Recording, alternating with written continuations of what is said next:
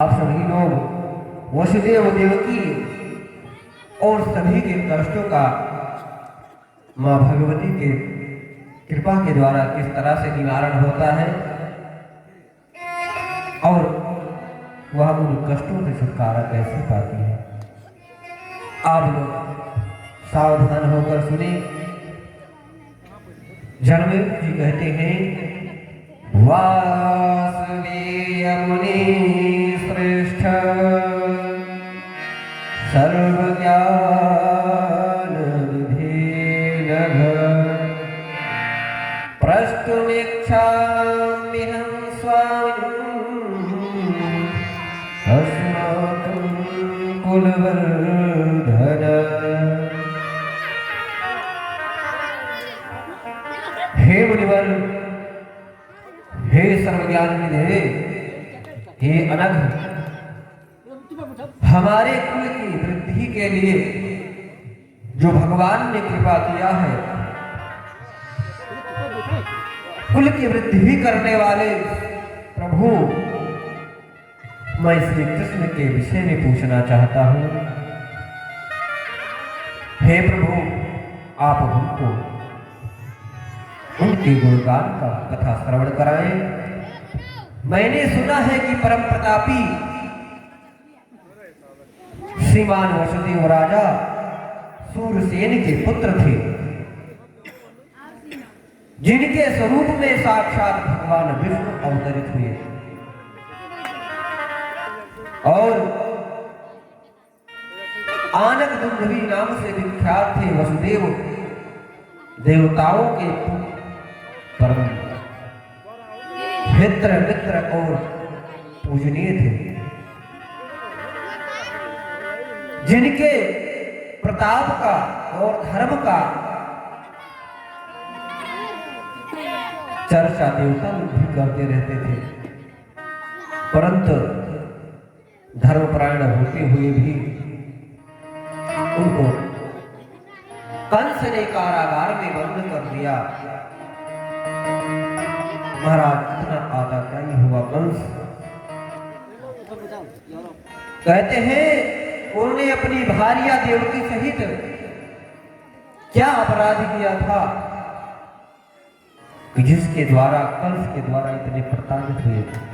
और याद कुल में उत्पन्न कंस के द्वारा देवी के 6 पुत्रों का वध हुआ, क्योंकि मैं उनके कुल के वृद्धि के बारे में सुनना चाहता हूं। साक्षात भगवान विष्णु ने वसुदेव के जो पुत्र बनकर आए, वह कारागार में जन्म लेते हैं और श्री कृष्ण गोकुल इस प्रकार जाते हैं, नाना प्रकार के प्रश्न करते हैं। कहते हैं, वर्तमाने वासुदेवे देवदेवे जनार्दने पुत्रस्य सूतिका गुहाधरणं चाति दुर्घटम्। और महाराज, उनके पुत्र का सूतिका गृह में भी हरण किस प्रकार होता है, किस प्रकार से वह कंस के कारागार से मुक्त होकर जाते हैं।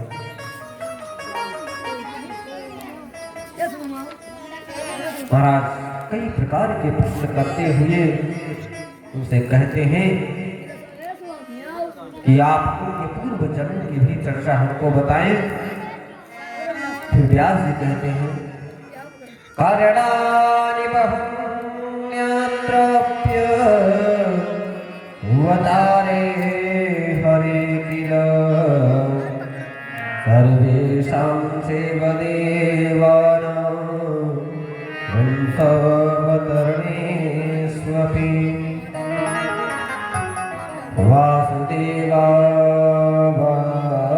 वासुदेवावतारस्य कारणं सत्वतः देववाक्यास्य रोहिण्या अवतारस्य कारणम्। कहते हैं भगवान वेद व्यास जी कि भगवान विष्णु के विभिन्न अवतार होते हैं, उसका कुछ ना कुछ हेतु अवश्य होता है। सभी देवताओं के अंशावतार ग्रहण करने से और उनके कल्याण करने के लिए अंशावतार भगवान करने के लिए सबका मनोरथ सिद्ध करने के लिए इस धरा पर आते हैं। कहते हैं अब वसुदेव देवकी तथा रोहिणी के अवतारों का कारण यथार्थ रूप से सुनिए। एक बार महर्षि कश्यप यज्ञ कर्म आदि करके वरुण देव को गए और क्या होता है, एकदा कश्यप श्रीमान यज्ञार्थं धेनुमहरत यजितोऽयं बहुविधं नाददो दीनमुत्तमम्।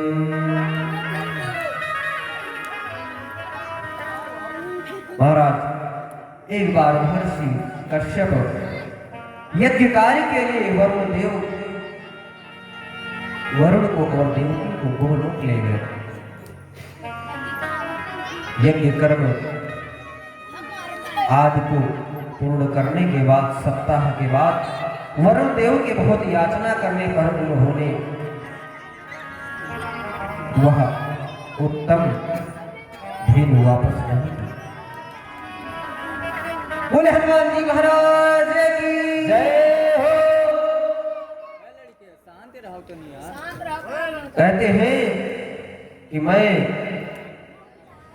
विनम्रता पूर्वक उनसे कहा कि यह गौ मुझको दे दे। स्वामी ब्रह्मा के पास जाकर मैंने उनसे कहा, अपना समस्त पूर्व का जो कष्ट था ब्रह्मा से हमने कह दिया कि हे महाभाग, किम करोमि महाभाग मत्तो सोना ददाति सापो मया वशिष्ठोऽस्मि गोपालो भवमानुषे। हे महाभाग, मैं क्या करूं? वह अभिमानी कश्यप मेरी गाय नहीं लौटा रहा है, अतएव मैंने उसे शाप दे दिया कि तुम जाकर मानव के रूप में जन्म लो, तुम गोपाल हो जाओ, तुम्हारी दोनों भार्याएं मानव योनियों में उत्पन्न होकर अत्यंत दुखी होंगी। मेरे गाय के बछड़े से माता से जो वियुक्त होकर दुखित है और रो रहे हैं, अतिव पृथ्वी में जाने पर जो जन्म लेगी यह अदिति भी मृतवत्सा होगी। इसे कारागार में ही रहना पड़ेगा। कारागार में रहने के कारण उसे महान कष्ट भोगना पड़ेगा। व्यास जी कहते हैं, तत्क्षणत्वा वचनं तस्य यादो न तस्य पद्मभूः समाहूय मुनिं तत्र तमुवाच प्रजापतिः।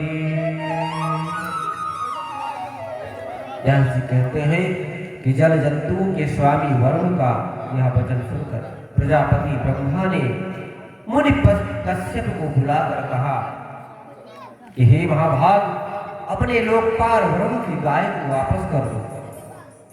हे महामते, आपने लोकपाल वरुण की गाय का हरण क्यों किया और उसकी गाय को लौटाया भी नहीं? ऐसा अन्याय क्यों कर रहे हो? न्याय को जानते हुए भी अपने दूसरे धन का आपने हरण कर लिया है, उसको वापस नहीं किया। कहते हैं कश्यपोऽपि न तं त्यक्तुं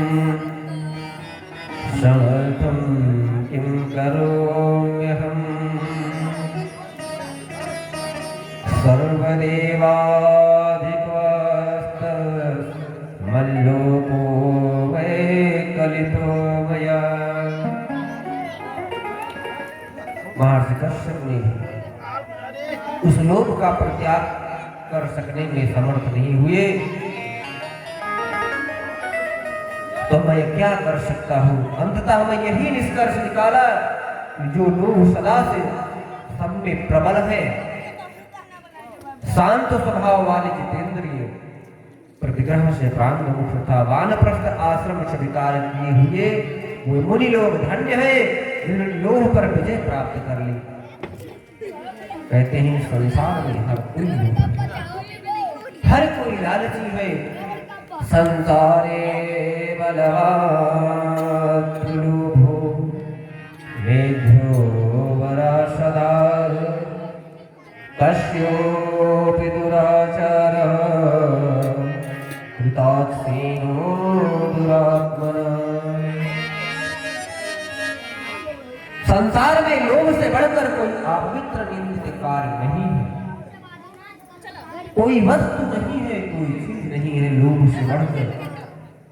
यह सबसे बलवान शत्रु है। महर्षि कश्यप भी इस नीच लोभ के स्नेह को करने के कारण कहते हैं दुराचार में लिप्त हो। महाराज व्यास जी कहते हैं कि जो मुनि श्रेष्ठ कश्यप ने श्राप दिया कि तुम अपने अंश से पृथ्वी पर यदुवंश में जन्म लेकर वह अपनी दोनों पत्नियों के साथ गोपाल का कार्य करोगे, तो आप इस प्रकार से अंशावतार तथा पृथ्वी का बोझ उतारने के लिए वरुण देव तथा ब्रह्मा जी ने उन महर्षि कश्यप को शाप दे दिया। उधर कश्यप की गाय, कश्यप की भार्या दिति ने अत्यधिक शोक संतप्त होकर अदिति को शाप दे दिया कि कर्म में तुम्हारे सातों पुत्र उत्पन्न होते हुए भी मृत्यु को प्राप्त होंगे। महाराज जन्मेजय पूछने लगे कि दिति के द्वारा उनकी अपनी बहन तथा इंद्र की माता अदिति दोनों एक दूसरे की बहन है, बहन होते हुए भी अदिति क्यों शापित की गई? हे मुनिवर, आप दिति के शोक तथा उसके द्वारा प्रदत्त शाप का कारण मुझे बताइए। सूक्त जी कहते हैं कि परीक्षित पुत्र राजा जनमेजय के पूछने पर सत्यवती पुत्र व्यास जी पूर्ण सावधान होकर राजा को शाप का कारण बताने लगे। व्यास जी कहते हैं कि हे महाराज, दक्ष प्रजापतियों की दिति और अदिति नाम के दो सुंदर कन्याएं थी। दोनों कश्यप मुनि की पत्नी है। कश्यप मुनि की प्रिया तथा गौरवशालिनी पत्नियां बन गई। कहते हैं जब अदिति अत्यंत तेजस्वी पुत्र इंद्र हुए तथा वैसे ही ओजस्वी पुत्र दिति के भी मन में इच्छा जागृत हुई कि जिस प्रकार इंद्र प्रभावशाली और तेजशाली है, उसी प्रकार से मेरा भी पुत्र उत्पन्न हो। तब महाराज कश्यप जी से पूछती है कि कुछ उपाय बताए कि मैं भी एक शक्तिशाली और वैभवशाली पुत्र को जन्म दे सकूं। हमारे ऊपर आपकी बहुत बड़ी कृपा होगी। कहते हैं जब इस प्रकार व्यास से पूछती है तो वह उपाय उनको बताते हैं। किंतु जब उनके कहते हैं व्यास जी कि हे महाराज, जब यह समाचार सुना कि मां गर्भवती है दिति का गर्भ मेरे हृदय में लोहे के कील के समान चुभ रहा है। इस भावना से इंद्र चल रहा है। जिस किसी भी उपाय से तुम उसे नष्ट कर दो, हे महाभाग, यही तो मेरा हित करना चाहते हैं। दान आदि के बल से दिति के गर्भस्थ शिशु का संहार कर डालो। ये 12 वर्ष वहां अपनी माता की वाणी सुंदर देवराज इंद्र मन ही मन उपाय सोचकर अपनी विमाता दिति के पास गए। वह पाप बुद्धि इंद्र ने विनय पूर्वक दिति के चरणों में प्रणाम किया और ऊपर से मधुर किंतु भीतर से विष भरी वाणी से विनम्रता पूर्वक उसने कहा कि हे माते, आप व्रतपरायण हैं और अत्यंत दुर्बल तथा कुशकाय हो गई है, अतः मैं आपकी सेवा करके धन्य होना चाहता हूँ। आपकी सेवा करने के लिए आया हूँ, मुझे बताइए मैं क्या करूँ। हे पतिव्रते, मैं आपके चरण दबाऊंगा, क्योंकि बड़ों का सेवा करने का सौभाग्य बहुत पुण्य जब उदय होता है तभी प्राप्त होता है। कहते हैं कि मैं शपथ पूर्वक कहता हूं कि मेरे लिए माता अदिति था, आपने कुछ भी भेद नहीं किया। ऐसा कहकर इंद्र मां के चरण को दबाने लगे। कहते हैं कि नामे किमपि भेदोस्ति तथादित्य सपेतिल इत्युक्त्वा चरणो स्पृष्ट्वा संवाहनो तयो भव।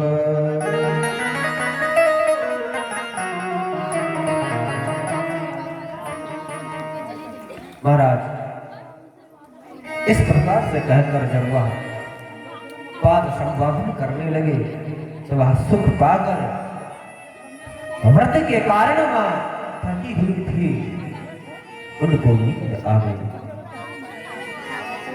इंद्र पर विश्वास था, अतः वह सो गई। कहते हैं पाद संवाह का जो सुख पाकर सुंदर नेत्रों वाली उस दिति को जब नींद आने लगी तब वह बहुत थकी मालूम पड़ने लगी। दिति को नींद में देखकर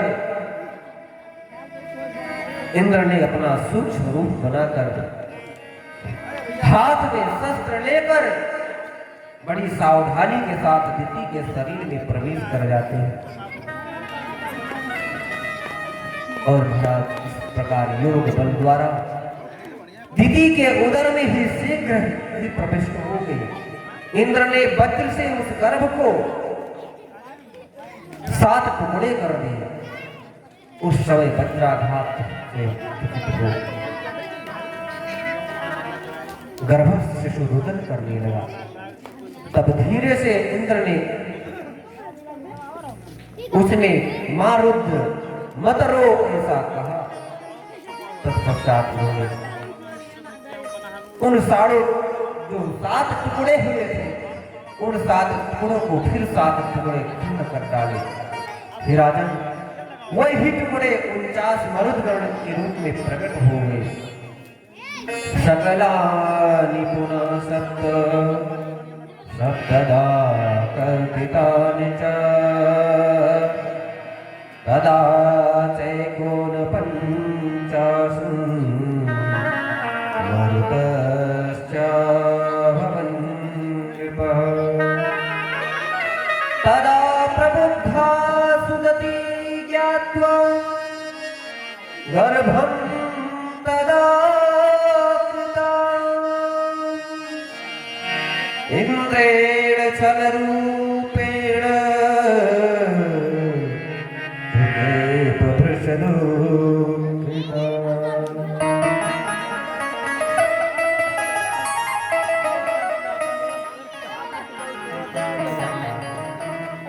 महाराज इस प्रकार इंद्र के छल के द्वारा पुत्र को नष्ट कर दिए जाने पर मां बहुत दुखी हुई। कहती है यह सब पहल अदिति के द्वारा किया गया है। ऐसा जानकर सत्यनारायण अदिति ने कुपित होकर अदिति और इंद्र दोनों को शाप दे दिया। जिस प्रकार तुमने मेरे पुत्र को इस तरह पर इस योग्य बनाया है, मैं उसी पुत्र के लिए शाप देती हूँ। बोले अम्बे मैया की, बोले बांके बिहारी लाल की जय हो। मां कहती है यथा गुप्तेन पापेन मम गर्भो निपातितः आदित्या पापचारिण्य यथा मे गतितः सुतः। जिस प्रकार तुम्हारे पुत्र इंद्र ने छलपूर्वक मेरा गर्भ छिन्न भिन्न कर डाला है, उसी प्रकार त्रिभुवन का जो उनके पास सुख वैभव है, राज्य है, वह शीघ्र नष्ट हो जाए। जिस प्रकार पापनी अदिति ने गुप्त पाप के द्वारा मेरा गर्भ गिराया है और मेरे गर्भ को नष्ट करवा डाला है, उसी प्रकार के उतरे पुत्र भी क्रमशः उत्पन्न होते ही नष्ट हो जाएंगे। और वह पुत्र के शोक में अत्यंत चिंतित होकर कारागार में रहेगी। अन्य जन्म में भी उनका संतान जो होने वाले हैं वह इसी प्रकार भी मारी जाएगी, इसी प्रकार मरेगी। इतना घोर अपराध करके बाद में इतना अनर्थ करने के बाद में मां अपने बहन को भी श्राप देगी। तस्या पुत्रा सुनस्यन्तु जाता जाता पुनः पुनः कारागारे वासुदेवे पुत्र शोकातुराभृशम्।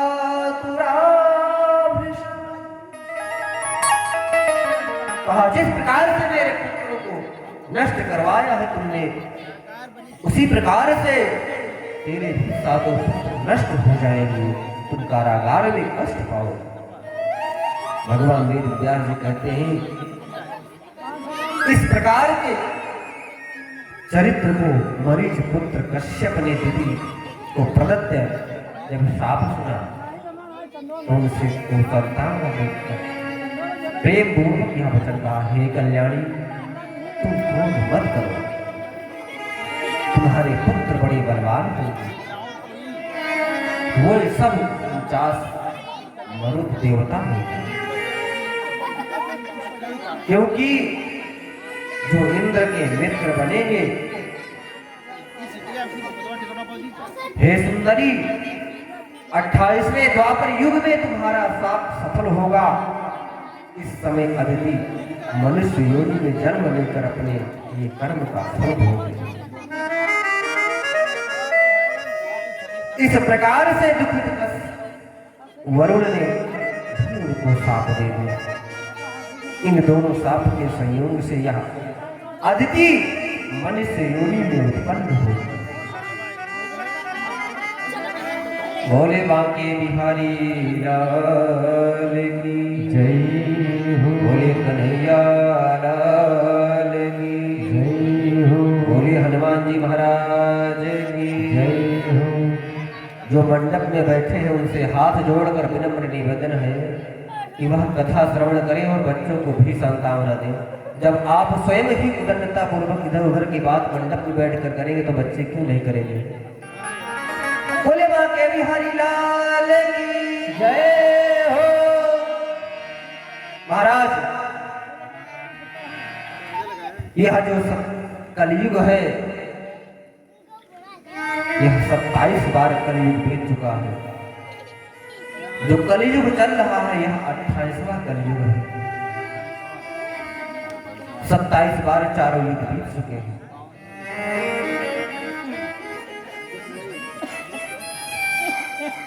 उस वक्त जब मरुदगण ने और मां ने उनको श्राप दिया था तो यह कहा था कि हे कल्याणी, तुमने जो यह सौंप दिया है यह अभी नहीं, यह 28वें कलयुग में जाकर फलीभूत होगा और कलिकाल के प्रभाव से सभी लोग कष्ट में रहेंगे। कलयुग के पहले जो द्वापर त्रेता सतयुग थे वह भी 28वें थे। यह जो तुमने श्राप दिया है वह 28वें द्वापर युग में तुम्हारा यह श्राप जाकर सफल होगा, जिससे इसके पुत्र नष्ट किए जाएंगे। भगवान वेद व्यास जी कहते हैं कि इस प्रकार से जब कश्यप ने आश्वासन दिया दिति को तो दिति संतुष्ट हो गई। कहती हैं नोवाच विप्रियं किंच ततः इदिते कथितं राजन् पूर्वशापस्य कारणम्।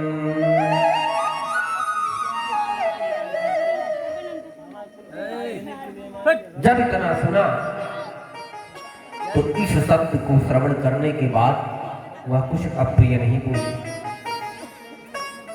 कहते हैं हे महाराज, इस प्रकार मैंने अपने अदिति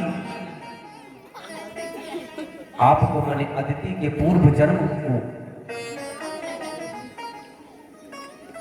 जो उन्होंने जन्म लिया जिसके कारण वह कष्ट को भोगी उसका पूरा वृत्तांत मैंने आपको सुना दिया। अदिति के पूर्व श्राप का कारण बताया। हे नृपश्रेष्ठ, वही अदिति अपने अंश के देवकी के रूप में उत्पन्न हुई।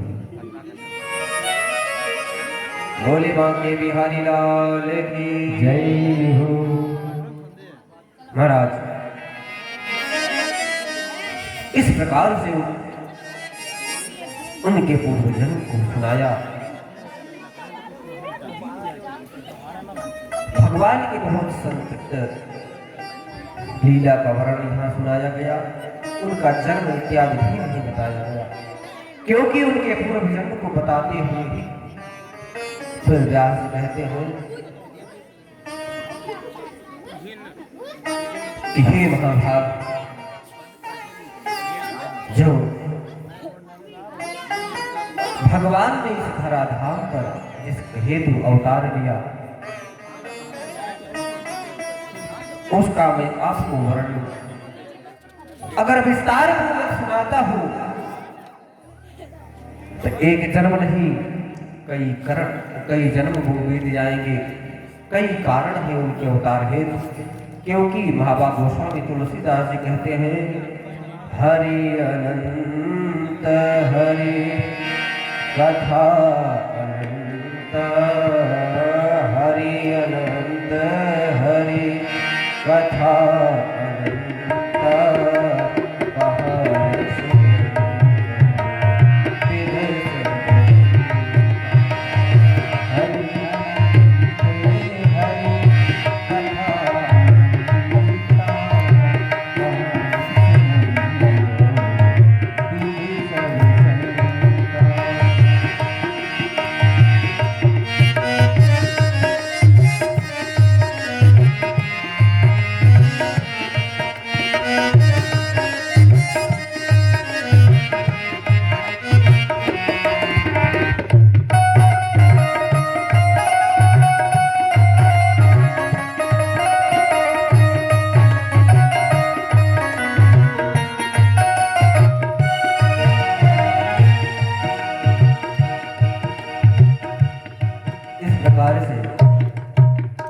भगवान के चरित्र का संक्षिप्त में वर्णन करें।